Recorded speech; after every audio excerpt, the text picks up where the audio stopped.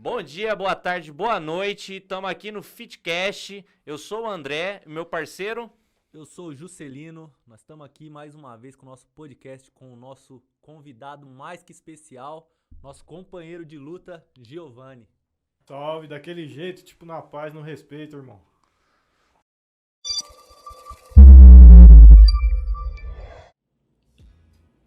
Nosso amigo aqui, Giovanni, tem uma história muito bonita aí na parte do rap, nas comunidades de base aí.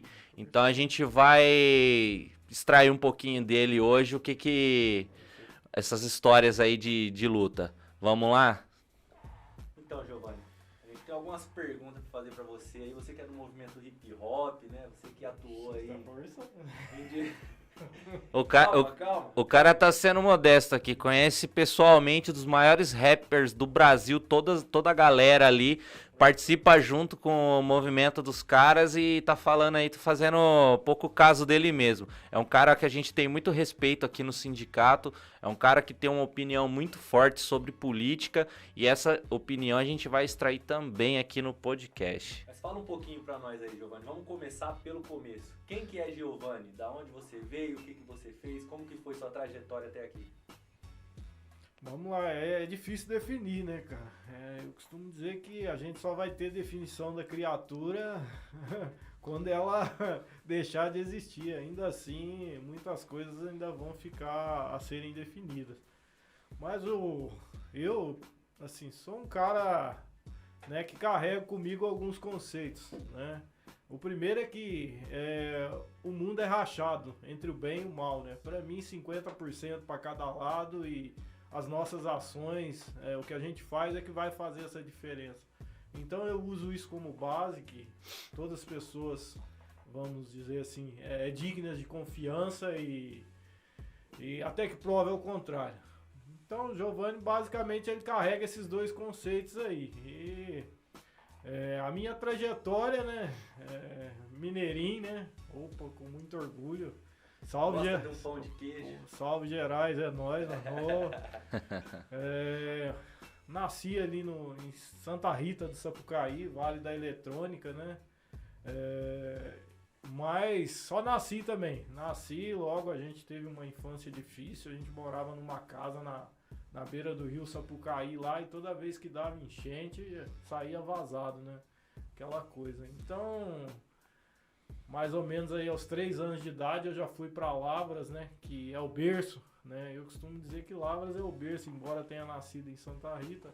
Em Lavras cresci e aí comecei a minha trajetória, né? Como todo moleque A expressão periferia, ela é bem recente, vamos dizer assim, ela é bem contemporânea, né? Mas a gente morava num bairro totalmente carente de políticas sociais e nasci e cresci na terra, num campinho de futebol de terrão, trave com bambu, trave feita de bambu, eucalipto.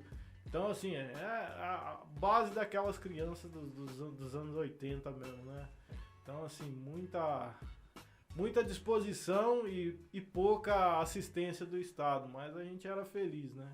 Era feliz. Então, aí nos anos 80 começamos essa trajetória e fiz o que toda criança nos anos 80 fazia, normal de bairro, né? Criança vamos dizer assim, hoje a gente falaria periferia, né? Mas você morava num bairro mesmo ou era uma comunidade rural, ou era alguma coisa assim nesse sentido? Não, era um bairro mesmo, né? Era um bairro pobre, bem humilde mesmo, né? Tinha um apelido de Cuíca, né? O apelido do bairro. O nome do bairro é Jardim Floresta, né? Aliás, especificamente a rua que eu morava tinha um apelido de Cuíca, né? E aí, explicando rapidamente, né? E aí chego na questão aí do movimento break, o movimento hip hop, né? O qual eu sou simpatizante, né? Não sou militante, sou simpatizante desse movimento. Sempre me simpatizei, né? Então, esse nome de Cuíca veio por quê? Porque nos anos 80 tinha aqueles bailinhos função, né? Aqueles bailinhos da música break mesmo, os funkão antigos, as rasteirinhas. E eu comecei a frequentar desde os 13 anos, eu já frequento esse tipo de ambiente. Lá na minha cidade, em Lavras, tinha um clube que chamava Crisântemo Clube, né? E aí tinha uma turminha lá de um outro bairro, Cruzeiro do Sul, que, assim, visitava muito essa rua nossa, né? A rua desse bairro de Jardim Floresta, e colocaram esse apelido de Cuíca, né? Porque, assim, era um lado bem esquecido mesmo, bem distante, e aí lembrava uma cuíca, né? Uma coisa, No aí meio- ficou Cuíca, o pessoal do Cruzeiro do Sul é que pôs esse apelido. Era a né? periferia dentro da periferia. Dentro da periferia. É igual na escola de samba. Cuíca quase não aparece. Lá no fundinho e tal. bem Bem no esquecido, né? Então daí o nome Cuíca, essa rua que a gente morava, né? E isso pegou e até hoje, por exemplo, eu tô falando de 80, mas até hoje se você for lá, hoje tá asfaltado, né? Não tem espaço porque nunca teve essa estrutura no bairro para se ter área de lazer, né? As que tem tá bem distante dali. Mas se você for lá hoje tem asfalto, água encanada, esgoto, mas o nome prevalece ainda. Você mora na Cuíca, até hoje as gerações que chegaram depois de mim. Permanece e o que você falou como algo que é algo bom é algo que devia ter já há muito tempo e uma obrigação muito grande do Estado em fornecer, né? O mínimo de saneamento básico para evitar doenças, proliferação de doença, tudo, pandemias. A pandemia sempre pega mais pesado nessas regiões mais pobres, né, Giovanni? E conta pra gente aí, de Minas Gerais, veio o que mais? Veio a paixão pelo futebol também, o sofrimento? Então, essa questão de futebol é zica, né, mano? Essa parada é zica, porque assim... Você tem uma história ótima aí de futebol. Eu quero escutar ela então, desde o mano, começo. essa parada é zica, porque assim... Futebol é muito, vamos dizer assim, midiático, né? Então, assim, mineiro, muito, assim, nós temos uma grande influência do estado de São Paulo e do estado do Rio de Janeiro, né? Então a minha simpatia com vamos dizer assim, com o movimento hip hop, com a música black mesmo, veio muito dessa influência de São Paulo, né? O funkão carioca também, nos anos 80 chegou forte lá em Minas, e com o futebol não podia ser diferente, né? Quem viu a geração dos anos 80 aí do time do Flamengo não poderia deixar de... Eu, como moleque naquela época, muito inocente, né? E assim, aquela coisa de todo moleque querer achar um sonho. E o sonho de todo moleque era ser jogador. E na época tinha o Zico, aquele super time lá do Flamengo. Então você tá falando que eu fui iludido pelo Flamengo, é mais ou menos assim? Não digo nem ilusão, é porque nos anos 80 é aquilo que eu falo. Eu nasci no final dos anos 80, você ainda viveu uma era de ouro. Eu sofri até 2000 e pouco agora, que o time do Flamengo deu uma melhorada. Então eu fui iludido até hoje. Aí agora que eu tô vivendo alguma coisinha, é isso? Então, cara, assim, a ilusão, por isso que eu não quis denominar ilusão, né? Porque, assim, às vezes é escolha mesmo, né? Eu, naquele momento, eu fiquei vislumbrado com aquilo. E, assim, tinha tio, a maior parte dos meus... O meu pai nunca gostou de futebol, né? Aliás, desculpa, corrigindo. Ele não gostava de futebol, né? Agora ele é um cruzeirense doente, mas antes não gostava de futebol. Depois dos 60 anos resolveu virar cruzeirense. E assim, a gente ia jogar, eu me lembro de ocasiões de eu fazendo racha lá, né? Meus tios comentando com meu pai, pô, o moleque é bom, joga, meu pai tem que arrumar um serviço. Isso eu com 7, 8 anos de idade, tá ligado? Não tinha aquele incentivo pra entrar no mundo da bola, né? Assim, mas era o jeitão dele, é o jeito dele, super pai, né? Então, assim, agora, aí não tem como fugir dessa questão dos anos 80 ser atraído por um futebol, principalmente o carioca, né? Porque o mineiro nessa época era mais assim, vamos dizer, regional. Agora o futebol carioca, o Corinthians lá mais pra frente vem com aquela história da democracia corintiana. Então isso chega muito forte no estado de Minas Gerais, né? E a gente acabou entrando nessa linha. E aí você começou a torcer pra quem? Não, eu nesse período eu torcia pra esse time aí, mas como mineiro eu sempre fui assim, simpático ao América Mineiro, né? Então, grande Coelho. Opa, Mas então esse tempo você torceu pro América Mineiro, todo esse tempo? Não, ele era Eu flamenguista. era flamenguista nesse Flamenguista? período. Ah. Isso. Aí você tinha o América como segundo time. Não como segundo, mas era aquela paixão, como eu disse, regional. Ah, O entendi. Flamengo era a nível nacional, como aqui em São Paulo. Parece que tem gente que torce pra Ponte e pro Corinthians ao mesmo tempo. Ou pro Palmeiras, ou pro São Paulo. Aqui em Lá Campinas é- tem bastante disso. O torcedor do Guarani e um time grande da capital, o Santos lá. Então tem bastante disso Vai também. arrumar é briga com os bugrinos falando isso aí. É que lá o América extrapolou as fronteiras, né? O América hoje é um time nacional. Talvez melhor, talvez igual ou até melhor que Flamengo, Corinthians, São Paulo. Então o América hoje é outro Não, nível, né? pode não ter passado Primeira o divisão Flamengo ainda. agora. Mas passou o Cruzeiro fácil. Passou o Cruzeiro e cuidado, hein? Cuidado, Ó, Atlético Atlético, Mineiro. ó, Atlético. Que bacana. Então você é americano hoje. Americano. Você é americano. Americano por, vamos dizer assim, por continente e americano de Conta time. pra nós essa história aí daquele momento que você rompeu com o Flamengo e passou a ser Eita, só você vai americano. insistir nisso aí, Conta João? essa história que Cara, é, vai- não, ela é vai- ótima. Vai A A sair, vai companheirada tem que sair. saber, a companheirada tem que saber dessa história. Eita, mas essa fita é louca, né, mano? Ô, quando eu cheguei, assim, aqui em Campinas, é uma longa história, se a gente for contar. A gente ainda tava falando lá de Lavras da minha infância, aí já caiu nessa história do Flamengo aí, bababá. Mas, assim, essa questão de time aí é assim... eu vim arrastando ela aí desde que eu falei pra vocês, desde moleque aí, por influência de tio, ou mídia mesmo, né? A gente veio arrastando essa ideia aí até 2000 e alguma coisa, aí a gente ainda era simpático, né? Só que a gente já tinha uma visão mais crítica em relação ao futebol, né? Aliás, se você for crítico em relação ao futebol, você não torce pra ninguém, né? Porque Isso é cada verdade. clube tem uma história. É raro achar algumas aí As histórias do clube, no geral, né? No geral, no contexto geral político, não são muito... não são favoráveis. favoráveis. Não são. Você acha um ou outro caso de Ponte Preta, Vasco da Gama, Corinthians, que tem algumas gerações aí dentro do clube que fizeram, vamos dizer assim, uma história mais consciente. Então, se tratar de consciência, a gente de futebol, a gente não discute. Não fala. Não exatamente. fala. Mas assim, aí até 2006 eu torci pelo Flamengo, né? Torcia.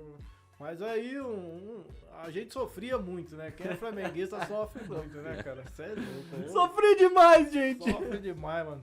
Nossa, era cada vexame, mano. Cada paulada. Eu era aquele. Não me lembre esses momentos. E eu era aquele torcedor louco, né, mano? Eu me lembro numa final de Copa do Brasil, Flamengo e Grêmio, mano. Um maldito tal de Carlos Miguel, mano. Até hoje. Esse cara me fez eu jogar o prato de comida na televisão, mano. Então, assim, eu era esse torcedor bem louco, né? Então eu era muito nervoso, né?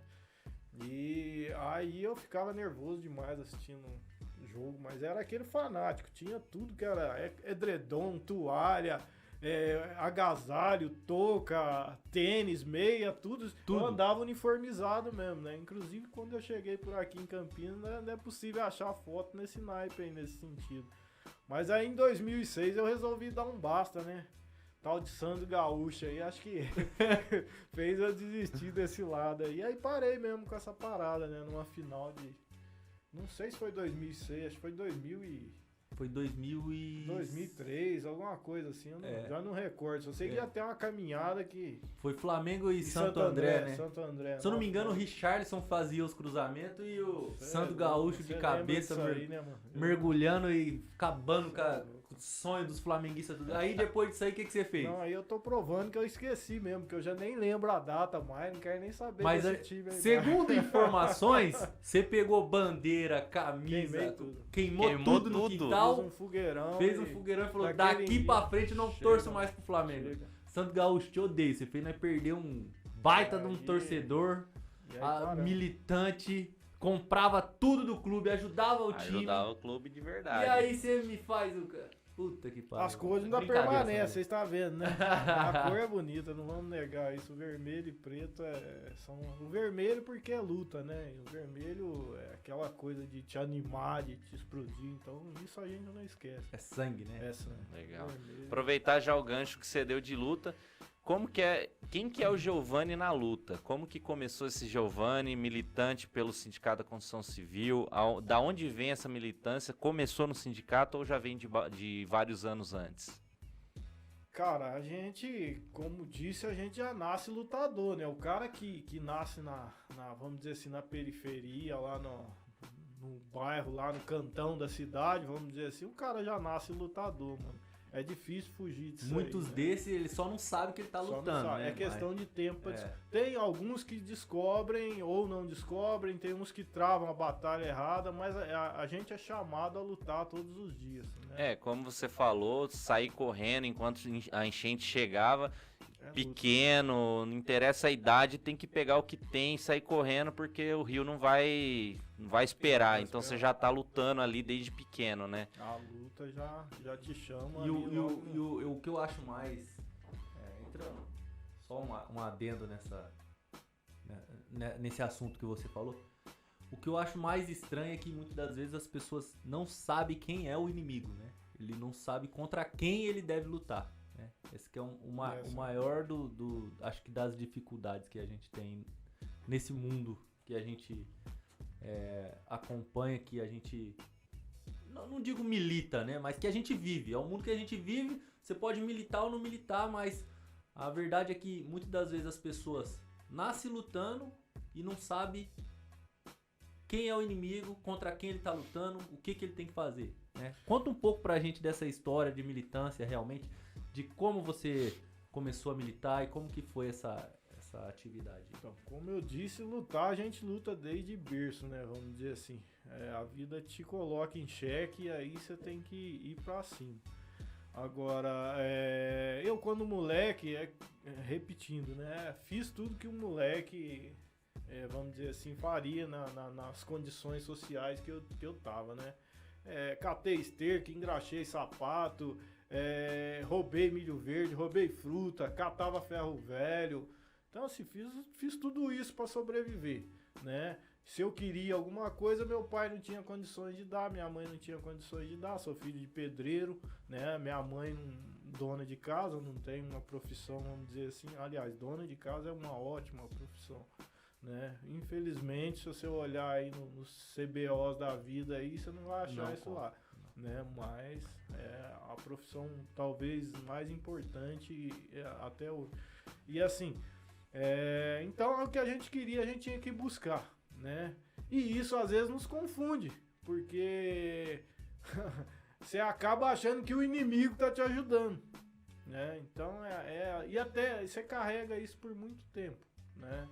Esse discernimento, essa separação aí do inimigo, ela não é fácil, né? Não é fácil para quem milita. Imagina para pessoa que vive correndo atrás do sustento ali, matar 1 leão por dia, que vamos dizer assim, os ambientais, os protetores dos animais não entendam errado. Mas assim, essa questão. Na cova do leão, às vezes você tem que ser, né, um domador, porque senão as coisas te engolem. Então é por aí. E a gente começou mesmo a minha militância mesmo, creio que isso era natural, porque quando a gente sofre, a gente procura uma mudança, a gente procura uma saída. E creio que com uns 18 anos, 17, 18 anos, eu fui atrás disso. E eu fui para a igreja, né? Como toda periferia, uma coisa que te oferece, que te propõe abrir uma porta, mostrar um caminho diferente é a igreja. Embora eu já frequentava nesse período aí os bailinhos breaks, né? E já tinha uma visão social das coisas por causa desses bailinhos break, né? Só para ilustrar isso, esse Crisântemo Clube que eu citei, a gente frequentava muito, era da raça negra, era nosso, né? Era o povão negro, era nós mesmo. Então os caras foram lá e picharam na fachada do Clube Planeta dos Macacos, né? Isso nós estamos falando de uma cidade de Minas Gerais, uma cidadezinha, né? Na época com 70, 80 mil habitantes. Hoje tem cerca de 120, 130 mil habitantes, se não estiver enganado. Então lá você já via isso. Tinha uma praça, por exemplo. Não tem essa praça na cidade até hoje. Mas isso era muito forte nos anos 80. De um lado da praça você tinha o povão e de um outro lado você tinha, vamos dizer assim, parte da elite e aqueles que sonhavam ser elite, e nem sei se chegaram a concretizar esse sonho. Mas essa divisão talvez por não conhecer essa questão vamos dizer assim, do inimigo, entre aspas, ou muitos acabavam se misturando, né? Na época tinha um barzinho lá que chamava Tia Lia, né? Desse lado da praça ficava burguês, do outro era o povão mesmo, ali no miolo da praça era o povão. A gente dava a volta, evitava às vezes passar nessa parte que era, vamos dizer assim, e ficava ali no meio. Então era bem, essas coisas você já via. Um apartheid social fora da África ali e basicamente com os mesmos sinais, né, de preconceito, a ponto do cara chegar e pichar um clube e colocar como negócio pesado, né, negócio bem pesado. E isso aí já era um inconformismo, né, te leva pra luta de uma forma natural, você vai acabar indo pra luta, né, não tem como você fugir, porque senão é como muitas letras falam. Se você não lutar, meu irmão, você vai morrer. Então, você vira vítima desse sistema, né? E aí, aliado isso à luta que a gente já tem, as músicas que a gente ouvia, né? Porque eu ouvi muito Gerson King Kong, Tony Tornado, Tim Maia, esses caras, a época do Tim Maia Racional mesmo. Então, essas letras aí, Bebeto, Branca de Neve, Bezerra da Silva, e fora os funkão antigo mesmo, né, que a gente escutava e tinha uma letra que já te levava pra luta. Então, junto a isso a gente foi correr atrás da igreja. E assim, é meio, vamos dizer assim, contraditório, mas a gente foi atrás da igreja, que era a porta mais próxima aberta. E aí comecei a militar em Pastoral da Juventude. E aí a Pastoral da Juventude abre muitas portas, né? Eu costumo dizer isso. Sorte de quem conseguiu militar numa Pastoral da Juventude, principalmente quando ela é atuante, né? Porque a inquietude da juventude não combina muito com alguns dogmas da igreja, que são bastante arcaicos. E essa coisa da Pastoral da Juventude, da rebeldia da juventude também, logo a gente arrumou treta na igreja, né? E aí, porque não dá, né? Assim, a igreja te ensina muito. Eu sou católico, não sou atuante. Se você falar assim, você passou por todos os sacramentos da igreja? Não passei, né? Mas, assim, a gente procurou entender a igreja, procurou viver a igreja, né? Procurou contribuir. Mas tem um momento que o padre puxa... E aí quando você acha um cara que se coloca, vamos dizer assim, o dono da igreja, aí a coisa complica. Então, como Pastoral da Juventude, a gente teve esse confronto com o padre lá e a gente tentou lutar. A Pastoral da Juventude, na visão dele, era para quermesse, para uma outra missa aqui, uma outra atividade assim, né? E a gente não, a gente tinha um trabalho mesmo de, inclusive, né, de discussão política, né? A gente ia para dentro de partidos naquela época já comprava essa briga. Então a gente fazia discussões com movimentos sociais, sindicatos. Por quê? Porque uma das metodologias da Pastoral da Juventude, isso eu não esqueço, né, era o tal do ver, julgar e agir.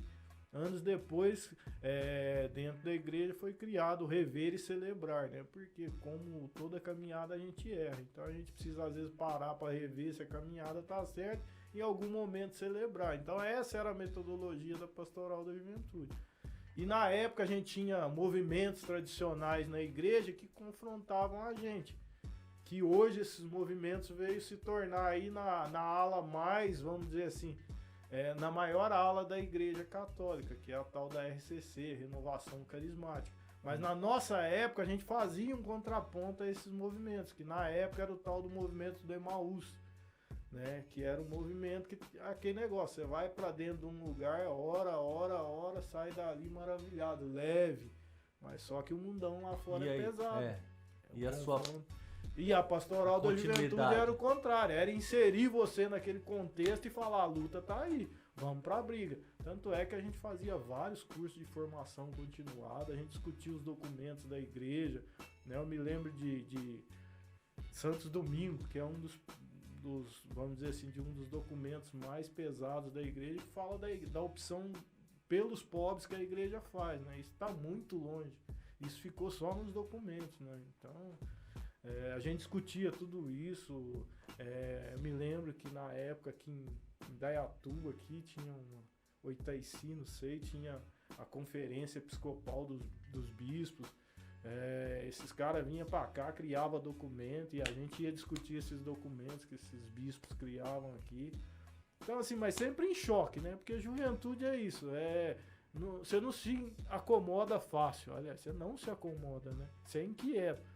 E na igreja não podia ser diferente. Então o padre queria que a gente ficasse lá fazendo quermesse, Orando. né? Aí não dava. Né? A nossa música, aliás, a nossa missa, né? A gente tinha uma Eucaristia, um horário da Eucaristia, da missa lá, que era, antes nós não tinha, a juventude não tinha. Fazia no horário que as celebrações. A gente de tanto insistir conseguiu um horário para a missa da juventude, né? E a missa da juventude ali foi um marco, né? Nos anos 80, quem entrava na igreja Santana, Matriz de Santana de lado, você via lá, nego trocando atabaque, pandeiro e a música afro. Então a gente fez isso. Que né? legal. Tinha, Dentro da igreja? Eu me lembro que coincidiu aí com os 500 anos da questão da América Latina aqui, né? Então tinha uma música assim que tinha uma batida muito louca e a gente usava a letra era bem legal, né? Ela falava que brancos e índios vão comer no mesmo prato. E uma música muito assim, com toque bem afro, de uma letra inserção bem legal. legal. Que bacana. E depois da pastoral da juventude, como é que você Aí- foi migrando até... Então, da pastoral da juventude, a gente fala, mas foi quase 10 anos de caminhada na pastoral da juventude. bastante né? tempo. Foi quase 10 anos dentro Deixou da o padre igreja. bem careca e lá a de pastoral da cabelo branco. juventude em si não tinha inserção de partido político, qualquer coisa nesse sentido, Então, alguma coisa até assim? hoje é aquela questão da igreja de não discutir essas paradas, né? Aham. Mas isso não impedia que nós, militantes, cada um... Hoje, Não, por exemplo, dessa galera, eu posso dizer para você, vários são inseridos nesse contexto, né? Boa parte deles estão no Partido dos Trabalhadores. Mas né? como que eu posso falar? Que as pessoas fazem distorções dos entendimentos. Mas a pastoral, tudo que você aprendeu dentro da pastoral da juventude te levou ao Partido dos Trabalhadores. E não o contrário, né? O Partido dos Trabalhadores te levou... Não. Foi esse caminho mesmo. Por quê? Porque a gente procurava que a gente se identificava, né? Essa questão de pastoral da juventude te leva, vamos dizer, aquela questão da consciência que a gente vai adquirindo, né? Você vai procurando o que era mais próximo. E aí, meu amigo, lá onde eu morava, isso eu achei interessante, né? Pena que não vê mais. Mas na minha época tinha tal daquelas ruas de lazer, né? O partido dos Trabalhadores fazia muito isso. Ele fazia barraquinha para arrecadar dinheiro para sustentar as ações do partido. Fazia as ruas de lazeres. Então eu, como criança, eu já via aquilo acontecendo. Época de Cosme e Damião, eu vi o partido distribuindo bala, docinho pra galera. Esses caras eram inseridos no mesmo contexto que eu vivi. Então isso me levou já a ter essa identificação. E a pastoral da juventude só corroborou com isso aí. Né? A gente foi migrando. Naturalmente, um dos coordenadores da pastoral da juventude, digo naturalmente por causa disso.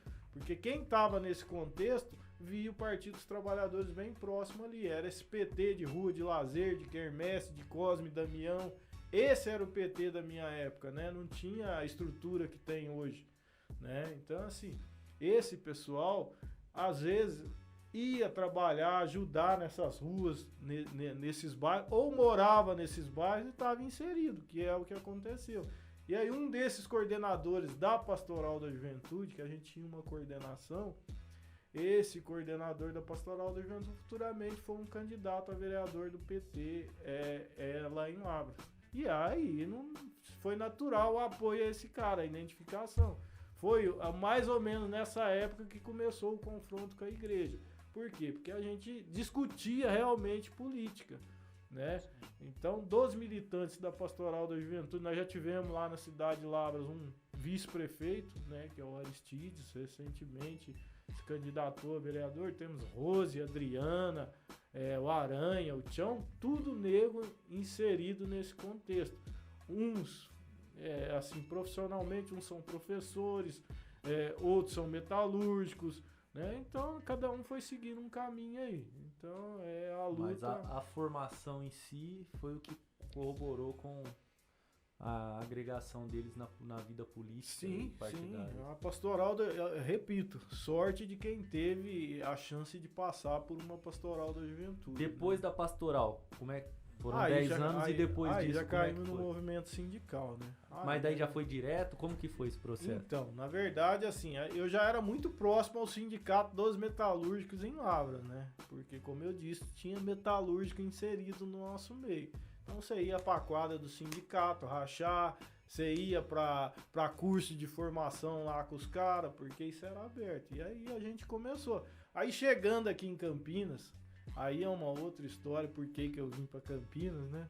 Mas, assim, resumindo, como moleque, jovem, a gente faz algumas coisas e, principalmente, vamos dizer assim, no que tange a questão de namoro, né?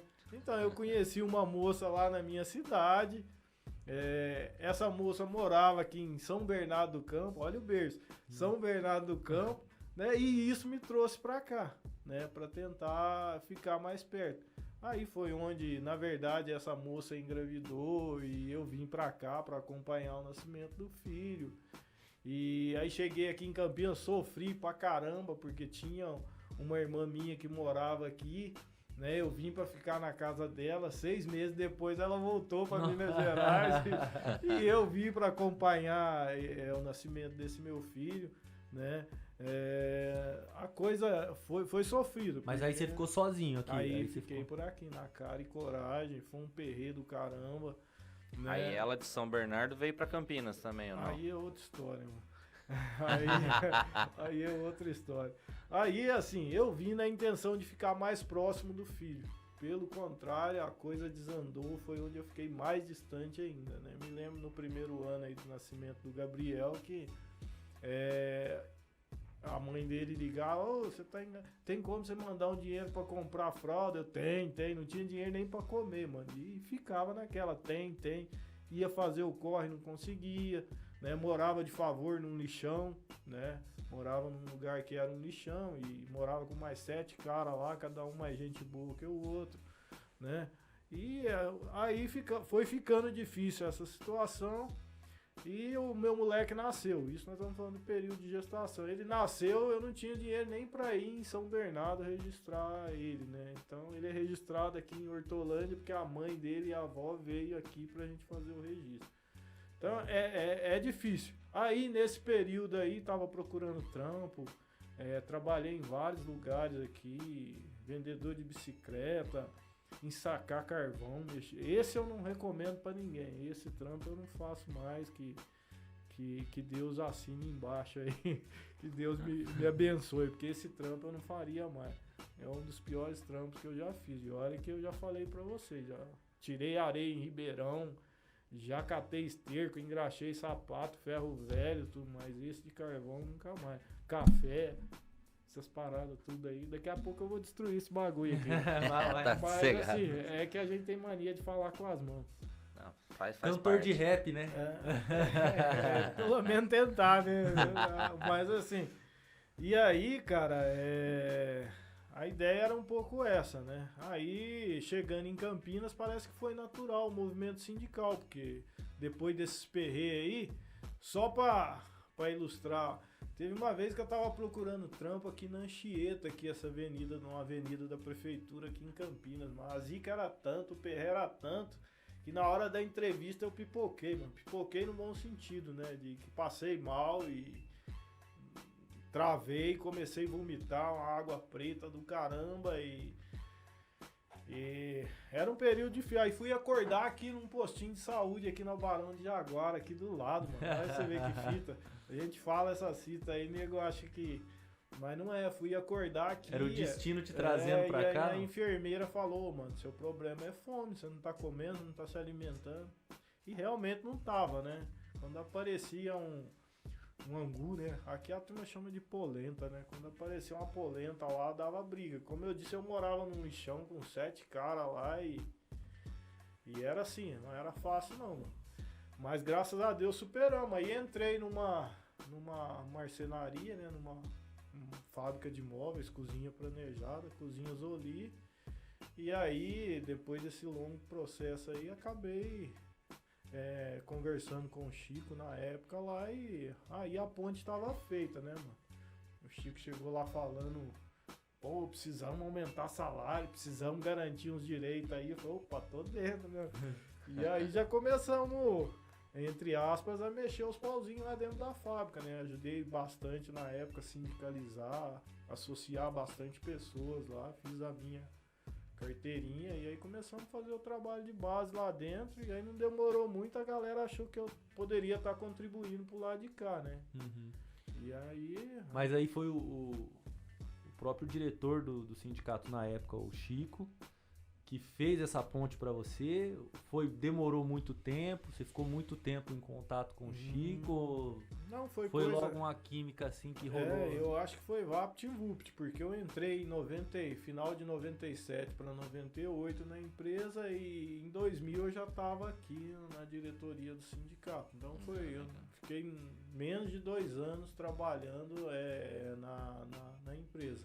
E aí a gente começou a comprar as brigas lá dentro, aqui fora, e a gente vinha para as assembleias aí, participava bastante, talvez seja aí que, né? Então, eu sou falador por natureza, né? Então, assim, como diria um filósofo do time desse meu amigo aqui, do Juscelino, eu gostava muito do que ele falava até um certo momento, né? Mas depois a gente começa a pensar. O Andrade, cara, da geração de 80, ele diria o seguinte, né? O Tromba. Ele disse uma vez, isso eu não esqueci, numa entrevista, que o repórter deu uma cutucada nele, ele falou assim, quem fala pouco erra menos, né? E eu fiquei com essa ideia na mente, né? Mas tem o lado positivo e o lado negativo, porque tem hora que você tem que soltar o verbo, senão você é atropelado, irmão. Então, se Deus te deu o dom da palavra e se fez verbo, é porque o verbo é para ser usado também. Então... E depois dessa caminhada aí que você fez a inserção no movimento, aí fala um pouco pra gente aí dessa caminhada dentro do movimento. Eu sei que você tem muitas histórias, muita coisa a ser contado, mas fala pra gente aí, o que de maior dificuldade você encontrou no movimento sindical quando você chegou, assim, de cara? Então, mano, você já deu a letra aí, O maior problema do movimento sindical é reconhecer o inimigo. Esse é o maior problema do movimento sindical, né? Porque cabe à direção, cabe ao militante, ao cara que se propõe fazer isso, mostrar isso para os trabalhadores. E boa parte dos nossos trabalhadores, a gente como trabalhador também, às vezes demorou a enxergar muito isso. E até hoje a gente tem essa dificuldade de enxergar quem é o inimigo. Pelo contrário, a gente muitas vezes, eu falo nós porque nós somos trabalhadores, nós somos povão, nós às vezes demora muito a enxergar isso e às vezes a gente faz do inimigo nosso salvador, né? Então no movimento sindical a maior treta é essa, é difícil você mostrar pro trabalhador que os interesses aí são divergentes, né? O interesse do cara que te contratou, que comprou a sua mão de obra, né, que você está vendendo a mão de obra para ele é diferente do seu, né? O lucro é diferente do interesse dos trabalhadores, né? O cara que prevê o lucro, que quer chegar ao lucro, jamais vai querer ver seu bem, né? Então é assim, isso não é antagonismo, isso é real mesmo, né? É difícil você mostrar isso para o trabalhador e a maior dificuldade nossa do movimento sindical talvez seja isso. O fato do trabalhador ter aquela oportunidade para vender a mão de obra dele, ele acha que é um favor que estão fazendo para ele, né? Realmente é uma oportunidade. Ele acha que é uma oportunidade. E na verdade ele está sendo explorado a mão de obra dele, que se o empregador ali não ia conseguir fazer sozinho o que 20, 30 trabalhadores fazem, né? E eles não sabem a força que eles têm quando unidos. Para isso que serve o movimento sindical, e a gente faz bastante inserção dessa ideia do movimento sindical nas empresas. Eu vejo que a diretoria do sindicato aqui faz essa inserção porque o trabalhador, é como você falou, o trabalhador não sabe o qual que é, aonde ele tem que bater, aonde ele tem que lutar contra, né? Então a gente precisa, através inclusive desse podcast, a gente trazer essa informação e clarear um pouco a mente, né, do trabalhador nesse sentido. Informação e formação, né? Exatamente. O nosso povo ele é carente de formação, essa é que é a verdade, né? Tipo, muitas das vezes na escola era para ter sido falado alguma coisa nesse sentido, quando na verdade o movimento do Estado é exatamente o contrário, né? É acabar com matérias que façam o trabalhador pensar como trabalhador, a classe operária pensar como classe operária. Mas voltando à questão prática aí do movimento sindical. Ok, politicamente você chegou aqui, você imaginava achar alguma coisa diferente, por exemplo, igual você falou, eu cheguei aqui e vi que o meu povo não consegue reconhecer o inimigo. Você achava que você, como classe operária, na época, trabalhador, veio para dentro do movimento sindical, tentar ajudar o movimento como um todo, e aí você chegou aqui e se deparou com pessoas dentro da própria diretoria que muitas das vezes não conseguia esclarecer para os trabalhadores quem que é de fato o inimigo. Você esperava achar alguma coisa diferente? Você chegou aqui, era do jeito que você imaginava, porque você já tinha uma experiência anterior com alguns diretores de outros sindicatos, ou não? Ou você acha que era isso mesmo que eu achei que iria encontrar? Então, mano, essa parada aí é difícil, né? Porque eu não me recordo se eu pensava no que eu ia encontrar aqui. Eu vim porque aquilo que eu falei pra você, a gente nasce lutando, né? E isso era natural. Então, se eu vi aqui, quando eu vim, eu imaginei que aqui teria um instrumento de luta, um espaço para luta. E foi para isso que eu vim, né? Para fazer a luta aqui.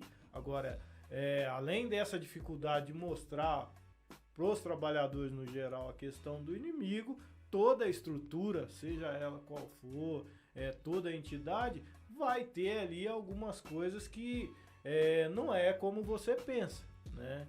Mas eu imagino que talvez essa pluralidade, essa riqueza de ideias, se convergidos, ou se feita essa conversão assim para um bem maior, que é a luta de classe, a luta dos trabalhadores, eu acho que a gente vai construindo aos poucos, porque pronto a gente não vai achar nada.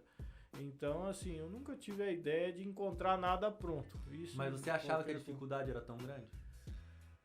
Então, cara, é que eu tô te falando, a gente nasce lutador, a gente sabe que dificuldade ia ter, né? Agora, mensurar naquele momento se eu achava que ia ser tão grande ou desse tamanho ou não, eu não sei te precisar isso. Mas a luta é muito grande. Por outro lado, o sindicato, vamos dizer assim, friamente analisando a história, desde sua fundação, do surgimento, de tudo isso, é um puta, desculpa a expressão, é um puta instrumento de luta, né? Então, quando você tem, por exemplo, pessoas dentro desse instrumento disposto a fazer a luta, a coisa vai, porque assim, tem uma força. Uma vez um dos formadores que eu fui fazer um curso desse que eu citei aqui lá em Lavras, um tal de Ranulfo, o nome desse cara, ele disse o seguinte: se o boi soubesse a força que tem, né? Então eu acho que é por aí, né? Não sei se a analogia é legal esse negócio, mas tranquilo. Deixa esse negócio do boi pra lá. Mas assim, eu vou te explicar por que eu fiz a pergunta. Porque esse momento em que você se inseriu no movimento sindical era um momento em que os sindicatos estavam em ascensão. Os anos 2000, 98, 99, 2000, 2001, nós fizemos um operário presidente da República, né? Ourindo do movimento sindical. Então era um momento do movimento em ascensão. Isso atraiu muito,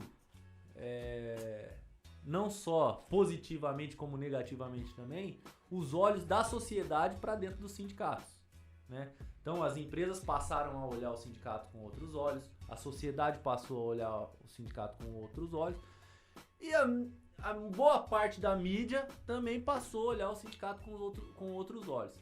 Cada um com um olho diferente, né?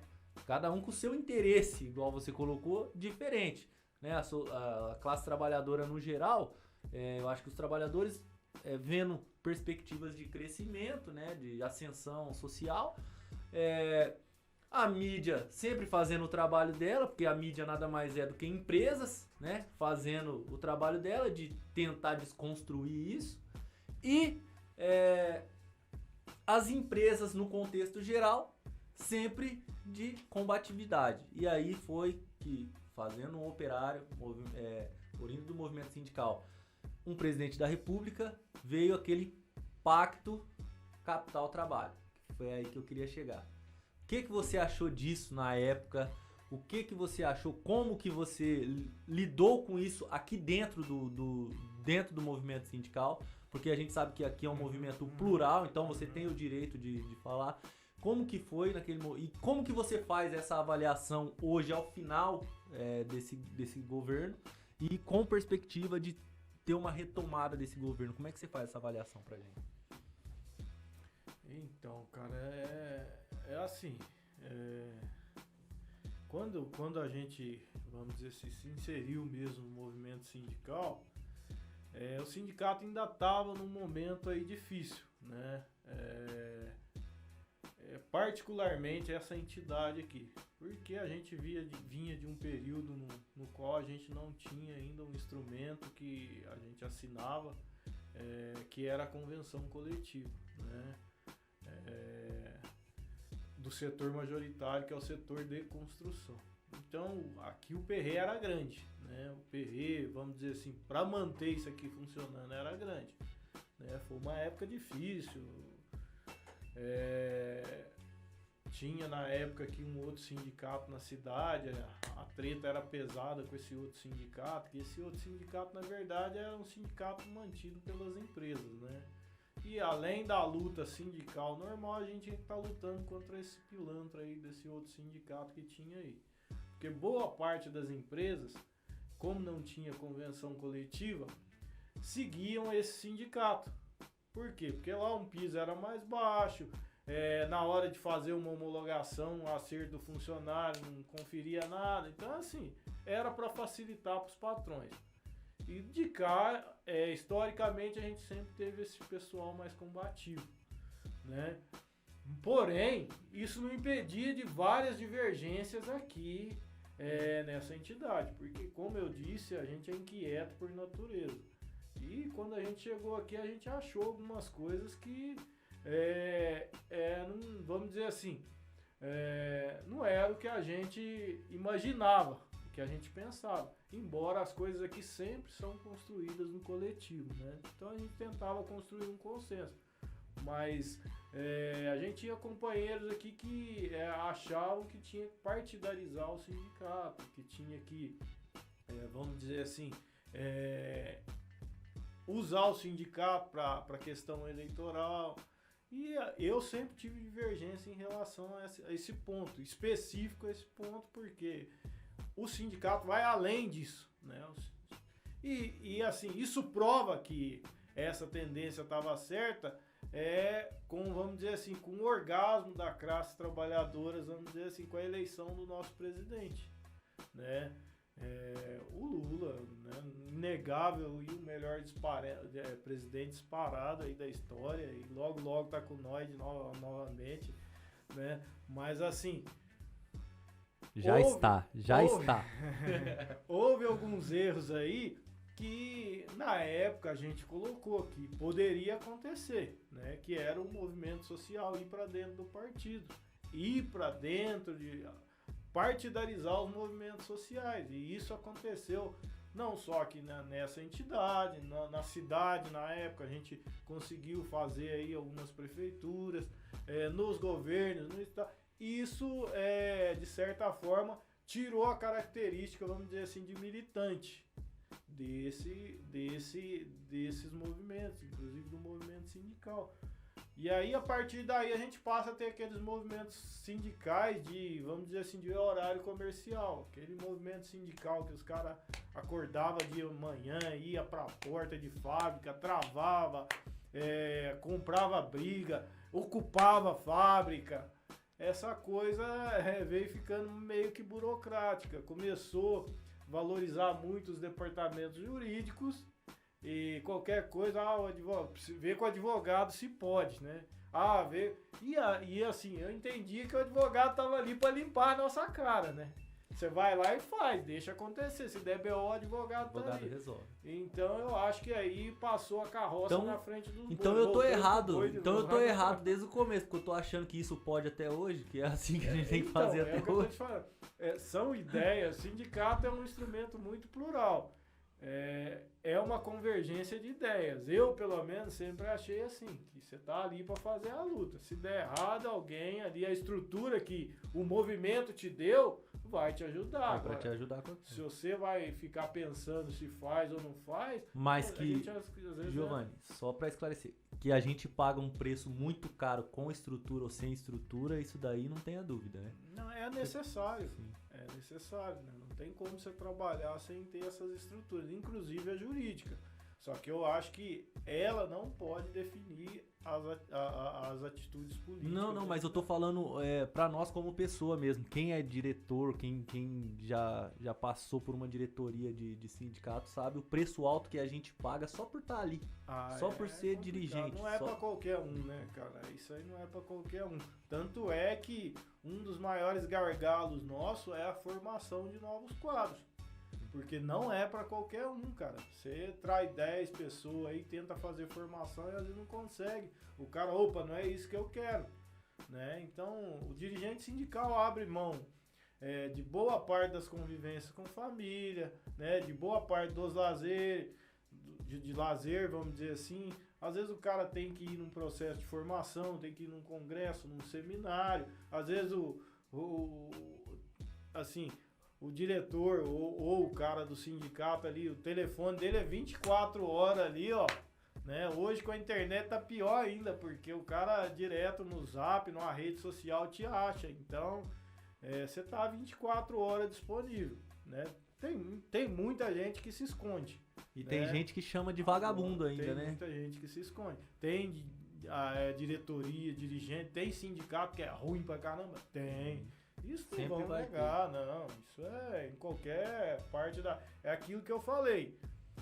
Eu entendo que o mundo tá ali, ó, 50 para cada lado. É as suas atitudes, ações que vai desequilibrar essa parada aí, mano. Então, tem tudo que é modelo de dirigente sindical, modelo de sindicato, como tem de cada, vamos dizer assim, de cada denominação no mundo, né?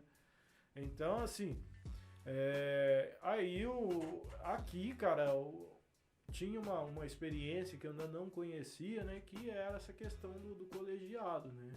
Porque quando eu tava em Minas lá, tava com o pessoal dos metalúrgicos lá, eu não fazia parte da diretoria, mas a gente vinha que tinha um presidente ali. Esse cara, né, que qualquer autorização passava por ele. Aqui tem uma experiência que é essa do colegiado, que eu vim conhecer, que eu achei interessante por causa disso. Né? Ela é bem democrática, embora a gente comete falha pra caramba ainda, né? Mas ela é um espaço bem mais democrático, porque são vários diretores e o peso da palavra de cada um ali é o mesmo. Lógico que tem gente que consegue argumentar de uma certa forma e isso pesa. E a experiência vai te dando bagagem para... Mas aí é questão de cada um, né, se desenvolver e correr atrás. Mas esse espaço aqui é muito interessante. Nesse sindicato específico é bem interessante essa questão do colegiado. Né? Agora, isso não impede também que o pau coma aqui, né? A gente já, no período que eu tive aqui, muitas coisas aqui, como eu disse, uma das ideias que eu tinha era essa, de que o movimento sindical, ele pode até vamos dizer assim, inserido nesse contexto de questão partidária, mas a finalidade dele não é essa, né? Embora as coisas se confundem aí, criação de PT e CUT, né? As coisas ficam meio assim, o cara que é da CUT é do PT é da CUT, mas espera aí, essa questão, primeiro nós temos que trabalhar com a categoria. E nós que somos do movimento, a gente tem uma dificuldade muito grande em explicar isso para os trabalhadores. O que é CUT, o que é um sindicato, o que é uma federação, o que é uma central, qual a diferença da CUT da força sindical, qual a diferença da UGT com a CUT. Nós temos muita dificuldade. Para eles, para sindicato que é filiado à CUT, até que não é tão ruim, mas para eles é sindicato, é CUT. Ponto. Exatamente. É mais ou menos essa reflexão. E a CUT, apesar de ter uma representatividade grande, ela não é um sindicato. Então, fica complicado da gente explicar isso para os trabalhadores. E a gente tenta fazer essa explicação e tal, mas logo ele é assim, sou sindicalista, ou seja, você é da CUT. Legal? Você é da CUT, você é do PT. É assim. Sim. É mais ou menos assim a analogia que eles fazem. Sendo que são coisas totalmente diferentes. Inclusive tem gente dentro da CUT que não é do PT. Sim. Tem gente dentro do sindicato que não é nem da CUT nem do PT. Então a identificação partidária foi tão grande, e isso a gente deve sim ao Lula, porque quando ele criou a CUT, ele ajudou a criar a CUT, ele ajudou a criar o Partido dos Trabalhadores, e aí depois ele se elegeu presidente da República. Natural que isso acontecesse, né? Mas aí no processo de formação a gente peca nesses aspectos, de não conseguir mostrar pro nosso pessoal como que funciona a estrutura sindical no contexto geral, né? Questão de estrutura mesmo. Eu acho interessante essa questão da divisão sindical com partidária, porque o sindicato ele vai estar inserido de alguma forma no partido, isso não tem jeito. Um cara que é militante sindical, ele tem uma consciência partidária, ele tem uma consciência de que não basta lutar só no sindicato, mas essa divisão é interessante porque você foca, você consegue ser especialista numa área. A gente sempre fala que a especialidade é mais interessante do que a generalidade, né? Porque a especialidade ele vai num foco. E o que? O foco do sindicato é o trabalhador em si, né? É a luta do dia a dia, é construir políticas de ajuda, de fomento à dignidade do trabalhador na base, e através dos líderes sindicais a gente consegue criar, através de uma central como a CUT, a gente consegue criar políticas para brigar nacionalmente numa questão. Isso já vai para a parte política, né? Você já vai brigar por questões políticas pro cidadão total, né? Mas o dirigente sindical, ele é extremamente sobrecarregado com essa questão, né? Porque além de lutar no dia a dia, ele ainda faz parte de um órgão, muitos fazem parte de um órgão grande que direciona políticas nacionais, né? E eu só vou discordar, sem fazer debate, só vou discordar um pouquinho do André quando ele fala que todo dirigente sindical ele tem uma consciência de que ele tem que militar num partido. Ah, sim. Nem sempre. Todo, né? Tem dirigente que acha que não, que o partido é até desnecessário, que nós não vamos conseguir mudar nada lá de cima para baixo.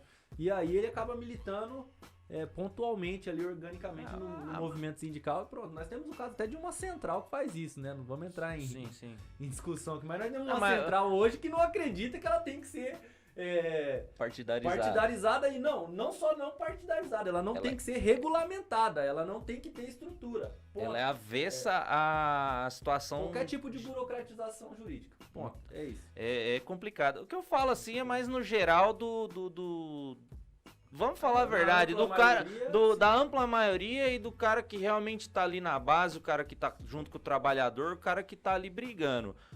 Porque o cara que pensa, que tá dentro de um sindicato e pensa que não se mistura com política, já tá totalmente equivocado, porque a eleição de um diretor ou de um presidente, no caso aqui a gente é colegiado, o diretor do presidente de um sindicato é uma eleição, ele é eletivo, ele passa, mas o sindicato permanece, né? Então se o cara tem essa visão de que não é política sindicato, ou de que não existe essa, como você falou, Juscelina, a burocratização, que não precisa ter essa regulamentação, o cara tá totalmente, acredito que ele tá totalmente equivocado. Isso é apenas uma opinião desse mero apresentador aqui, mas acredito que seja uma opinião bem geral das pessoas que estão na luta de verdade, das pessoas que fazem essa luta acontecer e que fazem esse movimento girar, né?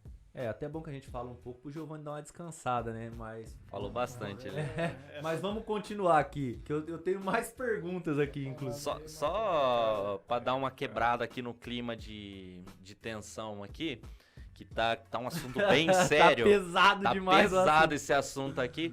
Eu não sei se o Giovanni pode falar aí, se os advogados permitem. Como ele falou que não tá nem aí pra advogado, vamos falar e depois se der algum problema, o advogado resolve. Conta uma história inusitada pra gente aí, que eu até já tenho em mente uma história aí que deu uns problemas danados. Você foi até descobriu que o problema tinha acontecido, depois de um bom tempo você descobriu que ainda tava rolando o problema. O que aconteceu lá naquela empresa que você começou aqui em São Paulo, na tal de Cozinhas Oli? Eita, mano, isso aí é zica, essa fita Não aí, fala o nome da empresa, caralho, aí vai ser processado. Essa aí já foi pro vinagre também, né? Essa já passou, não tem problema, já tá resolvido já. Então, assim... Mas só retomando um pouquinho antes de entrar, essa questão de movimento sindical é complexa. Por quê? Porque essa linha aí... Porque se você for olhar... lá atrás, o Marx não era muito fã dessas paradas não, né? Então se você for olhar o anarco-sindicalismo, essas paradas, quando surgiu o sindicato, essas paradas de partido aí é uma parada aqui. Porque, na verdade... Se o Marx fosse vivo, ele não ia ser filiado a partido algum, isso daí é fato. Essa questão de partido é uma questão mais recente nessa questão. Porque a classe...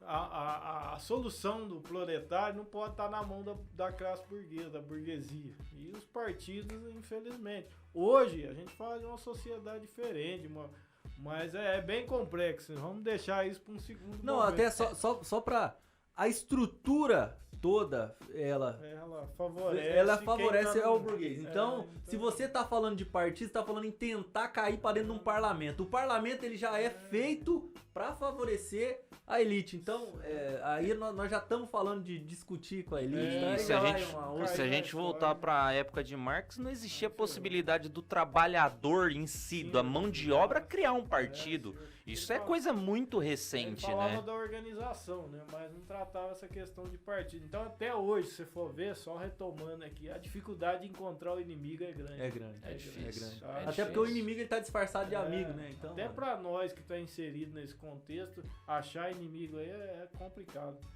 né? É difícil, cara. Mas vamos voltar pras cozinhas Oli, que aconteceu Então, lá. essa parada aí, mano, caramba, mano. Então, Quanto que não que vai... rolou, mano? Como eu disse, eu trabalhei Olha lá o processo, hein? eu trabalhei lá uns 2 anos, mano, nessa parada aí dentro, né? Dentro da fábrica mesmo. Isso resultado de briga, né? De inconformismo. Sempre você, como você falou, essa situação que te gerou, que te causou, como o Juscelino falou, que é uma situação que afeta até o pessoal do diretor sindical, foi uma questão de briga lá dentro para defender o trabalhador, né? É o que a gente dispõe a fazer, né, cara? Então, assim, 2000, eu vim em 2001 pra cá, na verdade fui liberado, acho que em 2003. Logo no primeiro ano de liberação minha que eu vim pra cá, o que aconteceu? Não, deixa eu refazer aqui, não foi no primeiro não, eu acho que eu vim pra cá no final de 2001, em 2000 Cara, esse cabelo branco aí já começa a pesar, mas vamos lá. Nós estamos... Só pro pessoal que tá assistindo, pra vocês entenderem a questão do liberado ou não liberado. É verdade. O diretor sindical, ele é eleito numa votação para entrar na chapa de direção do sindicato, representar o sindicato, mas existem 2 tipos de diretor. O diretor de base, que é o diretor que trabalha dentro da empresa, ele continua lá trabalhando dentro da empresa e promovendo a ação sindical dentro da empresa como trabalhador. Ele é previsto algumas imunidades para ele dentro da empresa durante esse mandato, tá? E aí existe o diretor liberado. Esse diretor liberado é o diretor que sai da empresa, continua vinculado a essa empresa, porém ele vai trabalhar dentro do sindicato, promovendo políticas para todas as empresas da abrangência do sindicato. Ele não vai mais ficar restrito àquela empresa que ele é trabalhador registrado. Então o Giovanni, na época, foi o primeiro ano, você falou que veio para a diretoria do sindicato na sede do sindicato. Aí ele já atua de uma forma mais abrangente em todas as empresas da nossa região. E é uma região muito grande. A gente é um dos maiores sindicatos de construção civil que tem no país. Então não é fácil trabalhar com todas as empresas, ainda mais para todos terem uma noção do macro. Cada obra de construção civil é uma área que o diretor atua. Então é muita coisa. Todo mundo sabe que qualquer rua que você vai tem 2, 3 construções acontecendo e é muito difícil o trabalho da diretoria da construção civil. Mas continua aí pra gente contando a questão da... Então, vamos largar, assim, vamos dizer, essa questão de data pra lá, porque isso começa. Mas assim, logo no primeiro ano que a gente veio pra dentro da entidade aí, que a gente deixou de fazer o papel... Deixou não, né? Deixou de simples... Deixa eu pensar. Deixou de atuar como diretor de base e começou a atuar na categoria no todo, que o pessoal da entidade pediu a liberação, né? E a empresa deu graças a Deus ia me ver fora de lá, né? Não pensou 2 vezes quando, por exemplo, o pessoal falou, nós estamos precisando desse rapaz porque a fábrica, entre aspas, era isso, a fábrica ficou pequeno para atuação. Aí nós queremos ele para atuar aqui na categoria. Você só perdeu pra mim, né? Que a empresa falou assim, fica com ele aí, porque eu não quero mais ele aqui. E aí foi mais ou menos assim, a empresa deu graças a Deus, né, cara? E aí, assim, porque já tinha todo um confronto dentro da empresa, né? Porque quando você entra na diretoria, eu antes já era encrenqueiro no bom sentido, né? Inquieto, vamos dizer, não é encrenqueiro, inquieto. Então, antes disso, eu já era inquieto. Eu me lembro de uma vez, cara, só para ilustrar isso para você, o cara falou, faz isso aqui, muda, se você conseguir operar essa máquina aí, a gente altera seu salário. Opa, né? Nunca fui de fazer hora extra, essas paradas, mas lá tinha um tal de, tipo o Cabô Lavou aí de obra, alguma coisa assim. O cara dava umas peças pra você. Eu trabalhava com uma máquina fileteira de borda, né? Que dar esse acabamento aqui. E aí o cara dava uns trampos, você ralava, só sei que, beleza, desossei o bagulho e comecei a operar a máquina, né, mano? E aí o cara tinha falado que ia alterar o salário, não alterou, né, mano? Aí eu no dia seguinte, beleza, troquei ideia, veio o pagamento, nada, segurei. Aí num belo pagamento eu catei o olerite, escrevi uma redação e meti lá no mural da empresa, né, mano? Aí esculachando o dono, né? Esculachando, porque o cara falou pra mim, vocês... colegas estão vendo que eu tô operando. Aí o cara catou o olerite e falei, puta, agora é justa causa. Ele me deu uma advertência só, né? Se eu tivesse dado justa causa naquele período, eu não estaria, talvez, contando essa história aqui. Mas ele só deu advertência, então... E aí, cara, a trajetória de luta continuou. Mesmo eu fora da base lá da empresa, a trajetória de luta continuou. E um belo dia o pessoal... de lá, os colegas de trabalho de lá me mas você é zica, eu não ia falar isso não, mas na época, cara, meu apelido era Ronaldinho.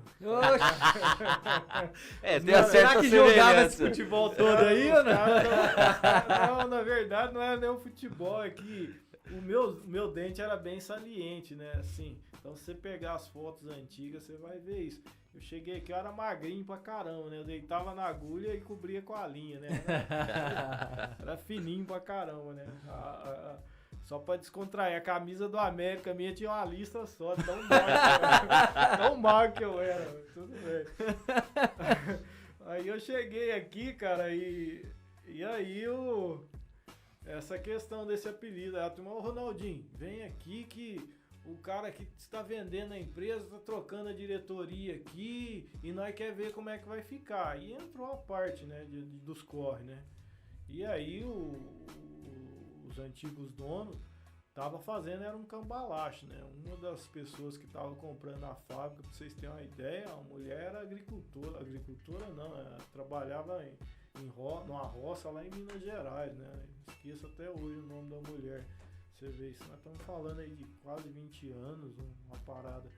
Mas assim, o sobrenome dela era Brandão, não vamos falar o nome porque... Mas ela tinha esse sobrenome. E o cara arrumou essa laranja lá e tava passando tudo pra ela e dando calote. Só sei que esse processo aí foi longo, né? E aí nesse processo aí, para já estava atrasando o pagamento, a gente já estava parando a fábrica, já não entregava mais cesta básica, o pessoal com férias atrasada lá, e a gente foi para cima. Até num certo momento que apareceu um tal de advogado aqui também do Cambuí, aqui, um gravatinha lá, um capa de pinguim lá, mano. E o cara chegou lá e já começou a pesar, né? Não, isso aqui tá sendo transferido, fica tranquilo que a nova diretoria, bababá, vai assumir. Só caô, né? Só caô. E continuava a mesma coisa. Aí foi ficando insustentável, né? A gente já tinha partido aí para uns processos de negociação, não conseguia, não se concretizava. Um belo dia, discutindo o problema aqui, a gente chegou à conclusão de que só tinha uma forma, porque o cara tinha vendido por debaixo do pano, tinha feito essa transferência, e a ideia do cara era dispensar todo mundo e pôr todo mundo para correr, né? Então, para que isso não aconteça, sem pagar, salário já estava atrasado, tudo.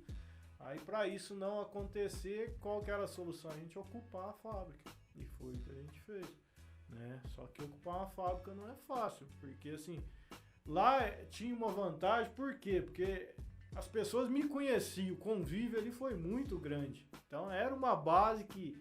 Porra, a gente... Tava na sua mão. Tava. A gente jogava bola junto, tinha o time da Oli lá, né? Cada um... Daí surgiu o nome de Ronaldo, o apelido de Ronaldo. Eu não gostava, eu não gostava não, mas só porque você jogava esse futebolzão todo aí. Não, o Ronaldinho quando começou também era dentuço, careca, né? Era muito... Assim, aí ficou com essa ideia. Eu não sempre combati esse apelido, porque até mesmo por causa da posição desse cara aí, né? Então não tinha nada a ver.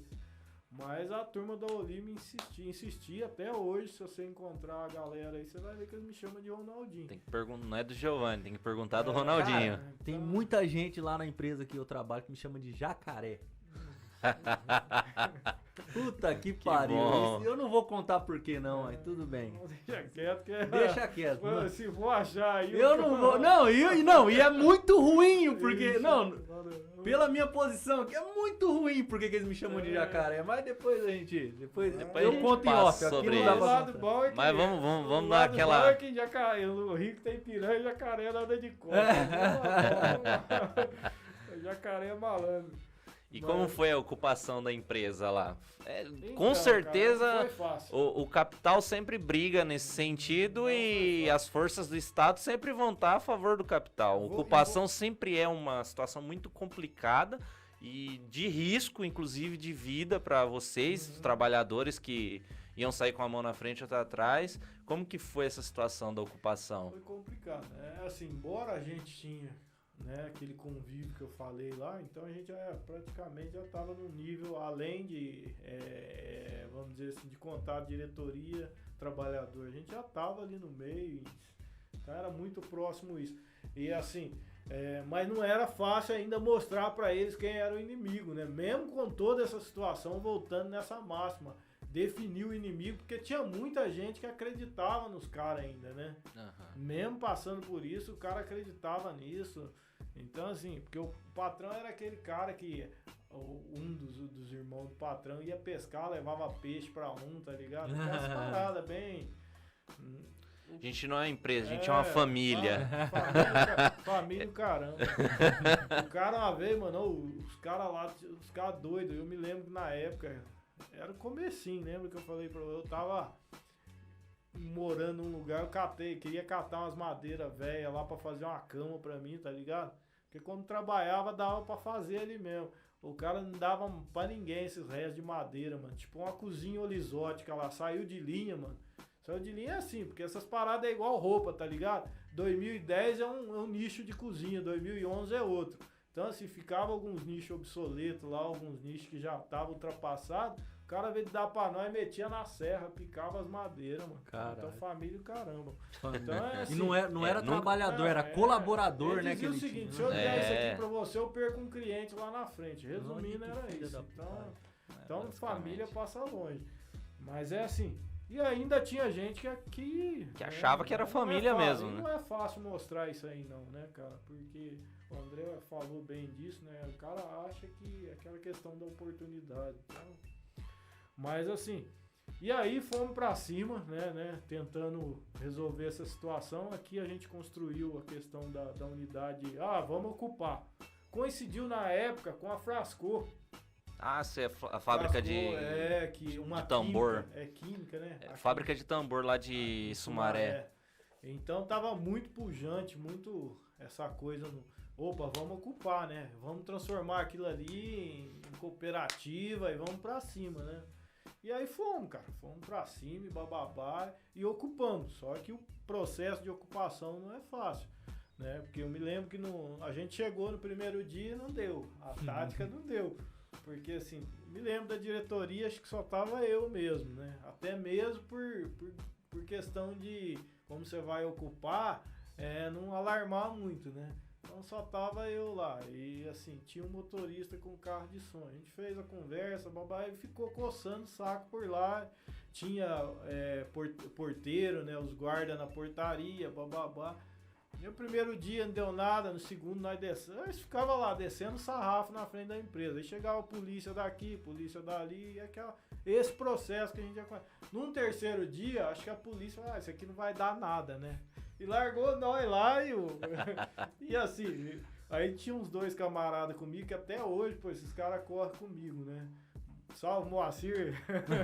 O Moacir é zica. E a Isabel, mano, porra, sem palavras. Esse pessoal corria lado a lado com nós aí, né?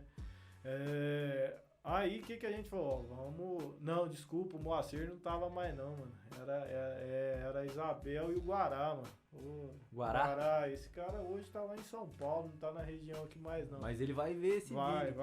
Pode dar uma. Ele deve estar. Ele vai achar isso em algum lugar. E aí, mano, a gente vamos ocupar isso aqui, vamos ocupar, né? E aí, cara, num desses dias de manhã a gente chegou lá e chegou um cliente, mano. E aí o guarda abriu o portão lá e deu uma vacilada, mano, com o cliente entrando. E só que aí o escalão da empresa mesmo, esses caras já não ia lá mais não, tá ligado? Mandava gente nossa lá, né? Que é como se fosse encarregado, esses caras é nosso, mas pensa pro outro lado, infelizmente, né? Uhum. E esses caras que estavam lá na empresa, atendendo telefone, segurando bronca de cliente, bababá, esses caras ainda estavam indo na empresa. E aí essa vacilada do guarda lá na portaria foi fatal, né? Porque tinha um que ia abrir o portão e o outro ficava ali na casinha. E aí esse do portão ficou lá e esse outro foi abrir o portão pro cara entrar a pé, né? E aí numa dessa aí ele vacilou e eu já caí pra dentro, segurei ele por trás e entrei dentro da guarita e fechei a porta. E aí eu controlei o portão pra galera entrar e a galera caiu pra dentro. Aí, mano, o guarda lá, doido, chamando polícia, disse que ia me bater, bababá. O cara até sangue bom, né? Tava fazendo o trampo dele, né? Não dá nem pra... Mas aí, futuramente, esses caras aí, depois que a gente ocupou, a gente ficou ali um bom tempo ali, né? Dentro da fábrica. Ficamos uma semana dentro da fábrica. Mais de uma semana. Não saía? Fazia revezamento ou não? Já não? Pelego também já não entrava mais não. Uhum. Né? E a gente ficou ali. Eu me lembro de tá dormindo. Não, a gente fazia uma escala de revezamento. Né? Dentre nós, trabalhadores... Mas não saía ninguém. Não saía, né? Então, por exemplo, tinha mãe de família lá que dormia lá com nós, ficava lá com nós. Pô, criou um clima ali de vamos dizer assim, de enfrentar o bagulho mesmo. E assim, aí ficamos uma semana, a empresa entrou com pedido de reintegração de posse na justiça. Esses novos proprietários entraram com pedido de reintegração. Foi aí que a gente foi conhecer quem que eram os donos atuais, né? Quem tinha comprado a empresa. Aí começou a desvendar o bagulho com essa reintegração de posse, porque até então a gente não tinha acesso a essa documentação real. Uhum. E aí a partir daí a gente começou a desvendar o mistério. Mas aí a empresa conseguiu a reintegração de posse. O que a gente fez? Saiu do lado de dentro e ficamos do lado de fora, no portão. E essa luta aí foi 30 dias, 33 dias dormindo na frente da empresa, montamos barraca. começou a aparecer doação, tá ligado? Nego dando cesta. Esse pé de breque mesmo aí, que era irmão do dono lá, disse que também não soube o que aconteceu. Chegava lá, levava peixe pros caras, mó caô. E nego querendo burdoar ele. Calma, ele é gente boa, ele não tem... Mas sempre tem essas De mãos. gente boa, o inferno tá... Sempre tem essas mãos aí, irmão. E aí ficamos 33 dias nessa fita aí. E aí o bagulho tomou uma proporção grande, né? Os clientes que estavam esperando cozinha pra ser entregue, porque na época nós tava falando de cozinha aí de 10, 15 mil, 20 mil. Cozinha horizótica. O cara comprava um apartamento, ia lá, fazia a cozinha inteira. Então era bem caro, era um produto bem caro, era um produto. Tanto é que o showroom da empresa era aqui no Cambuí, aqui, né? Nossa. Na Área bem nobre Bem da nobre. cidade de Então, Campinas, né? E aí começou a aparecer cliente de todo lado, né? E os clientes, então não vai entregar aqui? Entregar, não tem ninguém trabalhando mais, mano. E aí começou a aparecer cliente daqui, de São Paulo, Mojimirim, essa região toda aí. E aí começou matéria e matéria na televisão, né? Eu me lembro que até no Fantástico teve uma parada dessa que rodou, mano. Poxa. Saiu aí nos regional da vida. Essas do regional aí eu tenho tudo arquivada lá, né? Da gente na frente, tudo. E aí a parada foi aí que a gente lá na frente. Por que a gente ficou esses 30 dias lá na frente? Pra não deixar sair máquina nenhuma. Porque como os clientes já estavam entrando com a ação também, a justiça já estava dando... ganho pra... Aí começava a sair máquina. E a gente começou a tentar negociar com o cliente lá. Não, deixa a máquina aí que nós vamos retomar isso aí. A ideia nossa é a gente produz, depois a gente senta isso aí. E aí começou esse processo, isso foi longo. Hora ou outra aparecia um desses caras dizendo que era dono, esse advogado aqui do Cambuí também, aqui, ó. Pode falar nome é zica, né? Não, fala não. Não, Mas precisa esse cara ia lá direto e dar caô de que ia resolver, babá e bababá. Acho que no fim até ele levou calote, tá ligado? Então é assim. E aí foi, mano. Foi essa fita aí. A briga foi longa, a gente não deixou sair umas máquinas. Outras chegava lá e a polícia garantia a retirada da máquina. E aí começou, né? Nesse período aí a coisa começou a desandar. E aí o que a gente fez aqui no sindicato? Entrou com um pedido de averbação do imóvel, né? O que é isso? Aquele imóvel não poderia ser comercializado, ser vendido, até que fosse feito o pagamento dos trabalhadores. E até hoje está nessa situação. Até hoje? Até hoje. Tá parado o imóvel Tá lá o As máquinas imóvel. já tiraram tudo? Máquina não tem mais, né? Máquina zerou, né, mano? Sumiu tudo.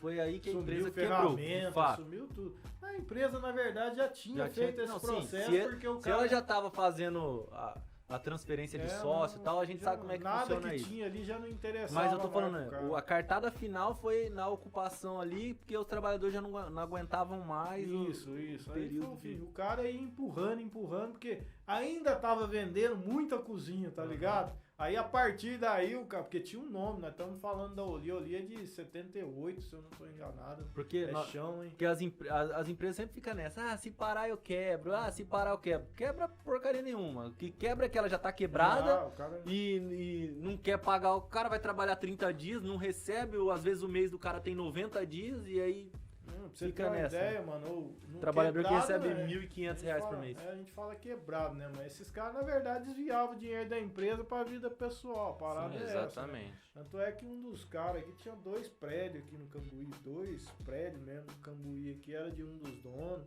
O outro tinha fazenda, tinha não sei quantos hectares de café em Minas, tá ligado? Mexia com gado. Então os caras, né, quebrado tava nós, né, mano? Tanto é que ele formou uma laranja lá pra esses cantos, lá de onde ele tinha. E aí o cara era bom vivan mesmo, mano. O cara catava essas Harley Davidson aí, tá ligado? E saía, ficava 2, 3 meses acompanhando aí trajetória, turnê internacional aí com esses malucos aí fazendo esses. E assim, então a parada lá era essa, cara. Os caras já sabiam que tinha que dar o bote e deram o bote. Resumindo, aí 30 dias lá, bababá e essa fita aí, nós ficamos lá de fora, conseguimos a verbação, aí não tinha mais sentido a gente ficar ali, né?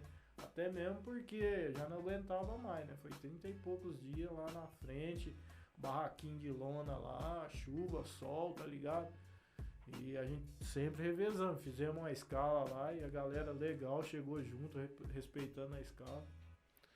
E aí, beleza, saímos de lá, cara. Saímos de lá e fomos cuidar da vida, cara. Fomos cuidar da vida. Depois disso, foram várias tentativas de acordo para tirar essa verbação, né? A empresa cumpria parte do acordo. O sindicato aqui na luta conseguiu liberar FGTS, seguro para esse pessoal, conseguiu um alvará para esse pessoal. Só ficou mesmo os restantes dos direitos aí que tá rolando até hoje. Tá rolando até hoje. Recentemente esse pessoal recebeu 30% do valor de que cada um tinha, né? Porque o dinheiro que conseguiu arrecadar lá de uma das contas daí não era suficiente. Aí deu 30% para cada um. E aí tá tentando vender aqui lá, só que a empresa vive recorrendo, não deixa vender. Aparece um querendo... Aliás, já teve leilão, né? Desculpa, já teve o leilão. Aí num dos leilão apareceu uma empresa arrematando.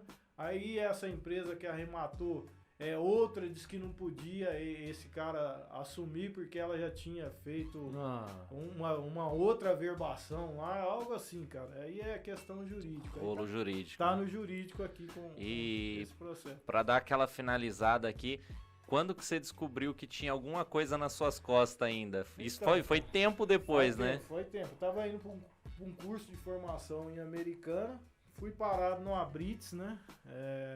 Isso, bom tempo depois, fui parado no Abrits, o PM, encosta aí, beleza. Cara, é raro, né? Mas de vez em quando você encontra alguém aí que pelo menos, sei lá, qual que era o dia do cara, ou se era o naipe do cara mesmo. Aí o PM falou... Você tá devendo por quê? Eu falei, tô devendo nada não, irmão. aí ele já me intimou, né? Não, irmão não sou seu irmão, né? Ele falou, né? Ele falou, não, desculpa, policial. Mas Desculpa então, policial. Aí, Autoridade. Quase que eu falei. Foi mal, seu guarda. Não, eu ia falar, seu polícia, desculpa aí pra ferrar, né? Mas assim, aí ele falou, ó, tem um pedido seu aqui, melhor você dar uma olhada, né? Aí catou o radinho lá, encostou num canto, olhou, conversou e ele voltou, mano. Então assim, não sei o que deu lá, o que foi, mas esse dia ele falou, ó, eu vou liberar você aqui, mas é o seguinte, mano, dá uma olhada lá porque tem um pedido pra você aqui, né? E inclusive, eu tô liberando por causa, eu tô vendo que é coisa de trabalho, artigo, pra você ter... Eu fui enquadrado, cara, o Ministério Público me enquadrou como crime contra a organização do trabalho, tá ligado? O diretor Tá sindical não tava querendo que o trabalho acontecesse. Tá ligado? Eu não lembro, não sei se é 673, um desses artigos aí. Ele tinha que ser enquadrado no patrão, né? Aí me enquadrou nisso aí, mano. Por que o Ministério Público enquadrou? Porque nesse dia que eu ocupei a fábrica lá, que eu fiz essa ação minha de abraçar o guarda lá e...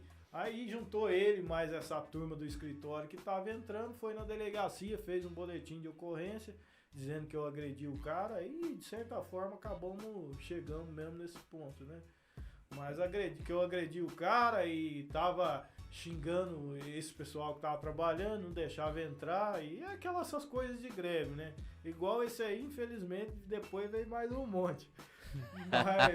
Mas esse foi o mais icônico, né? Esse foi. E aí, cara, o processo foi rolando, né? Na verdade, do BO virou um inquérito, do inquérito virou um processo, e aí os advogados deu uma cochilada e a coisa...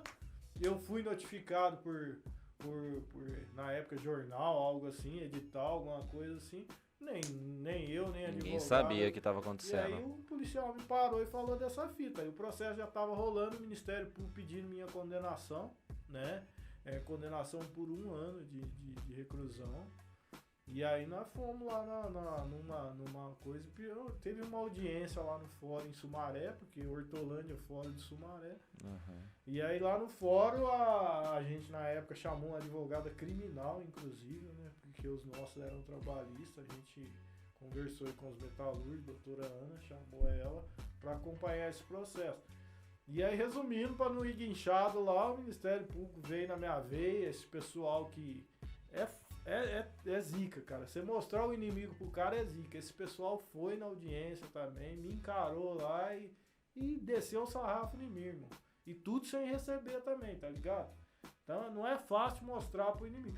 Então eles foram em 5, eu levei 10 testemunhos, o juiz ouviu 5 deles e os 5 nossos, né? Eu, não, escolhe 5 aí, como tem 5. E aí, resumindo, o juiz, o Ministério Público seguiu com a posição dele. Pedido de condenação, né? E aí o juiz falou, não, vamos ver se a gente entra num acordo aqui. E aí, resumindo, foi feito um acordo de 2 anos, durante 2 anos, eu ter que ir lá no fórum de Sumaré assinar a carteirinha, né? E aí você ia naquela situação, tá ligado? Você chegava lá na fila, lá, não importa quem tava ali. Você é criminoso também, tá ligado? Vai lá, assina a carteirinha. E aí fiquei 2 anos assinando essa carteirinha. Não podia frequentar baile, boate, bar, puteira, essas coisas. Eu já não frequentava mesmo, né? Eu já tava casado, era sossegado.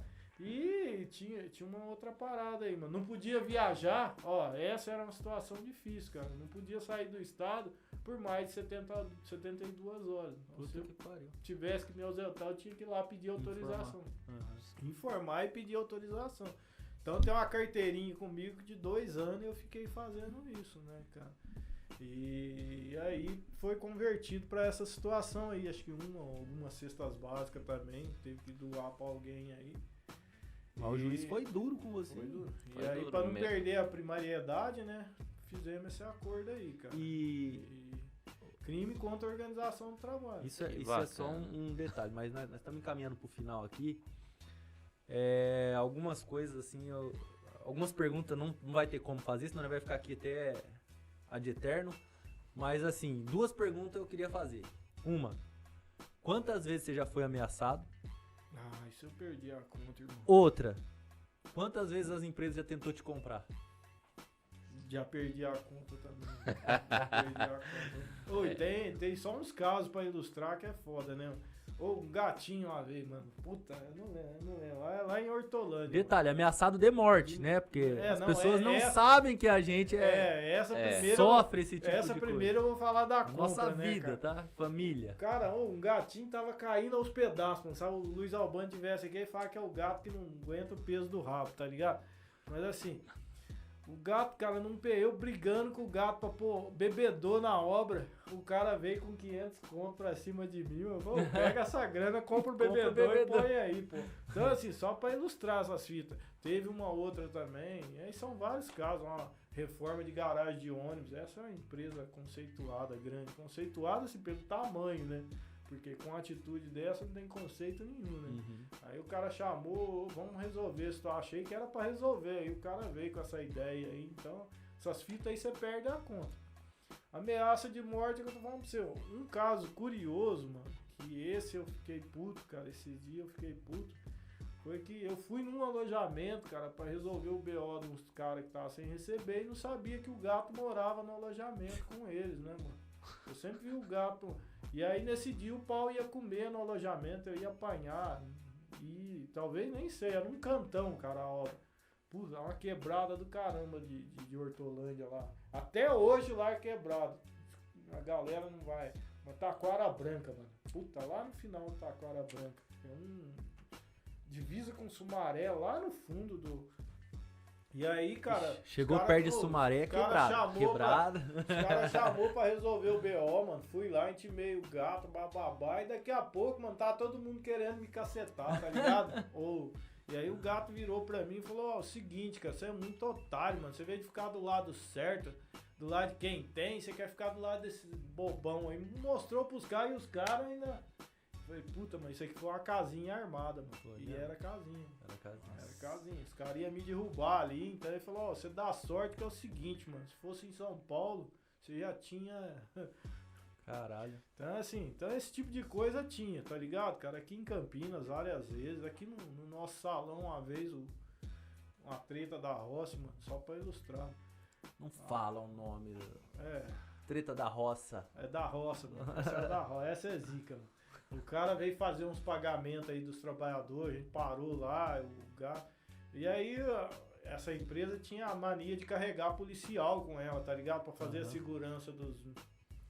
dos caras que vinham trazer. E aí o vacilão chegou no salão ali dizendo que ninguém entra, né? Mas não entra, pô, sou diretor do salão, eu trabalho aqui, não vou entrar. Não, só chama o Edson lá.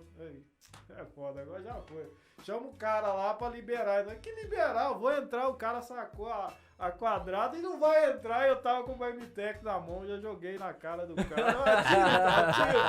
Atiro. Aí a muvuca deu. É umas fitas que é tensão pura, mano. Esse bagulho aí não é pra qualquer um, não. É Não é pra tensão. qualquer um, não.